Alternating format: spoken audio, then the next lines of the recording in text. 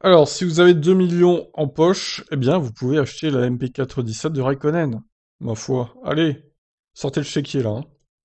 Conçu par les meilleurs ingénieurs de la F1 comme Adrian Newey, Mac Coughlan, Neil Otley et Peter Promodou, la MP417 était propulsée par un V10 Mercedes de 3 litres qui développait 845 chevaux à 18 500 tours minute. Ah, c'était très aigu le bruit, hein.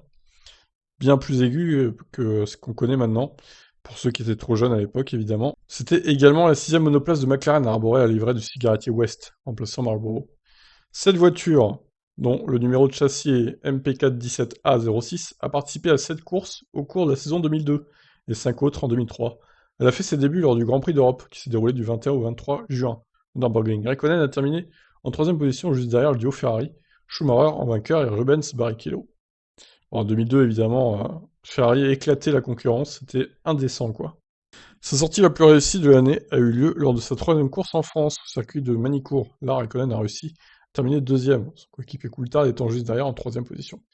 Malheureusement, McLaren s'est avéré être complètement dépassé par Ferrari pour la saison 2002, l'équipe italienne ayant remporté 15 des 17 courses de la saison.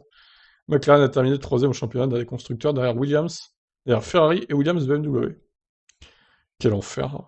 15 des 17 victoires, quoi. Oh là là. La voiture a été améliorée pour la saison 2003 en version MP417D, faute d'une MP418 ayant échoué au crash test, où elle a obtenu de bien meilleurs résultats.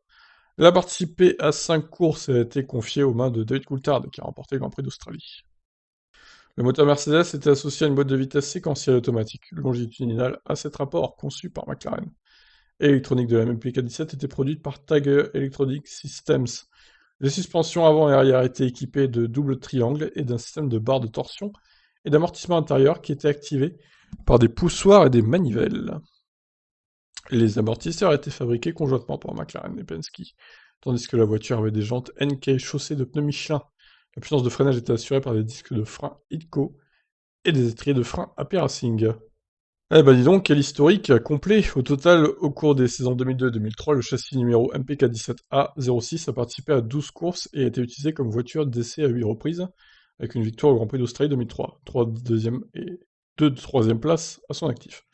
Actuellement figé dans sa config MP417A de 2002 et portant la livrée Ouest d'origine, très belle livrée d'ailleurs, son prix de vente est estimé entre 2 millions et 2 millions et demi d'euros.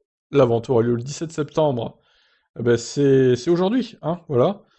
C'est à Saint-Moritz, en Suisse, par la maison RM Sotheby's. Sotheby's, je sais pas comment on dit, on s'en fout. Bah écoutez, voilà, hein, cette petite MP417A. Eh ben, ma foi, allez, j'achète, c'est bon.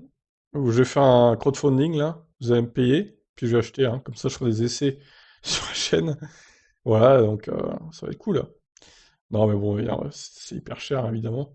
Mais franchement, elle est belle, hein. Très belle livrée, j'adore. Bon, eh ben voilà. S'il y a des millionnaires dans le coin, manifestez-vous. Allez, bye.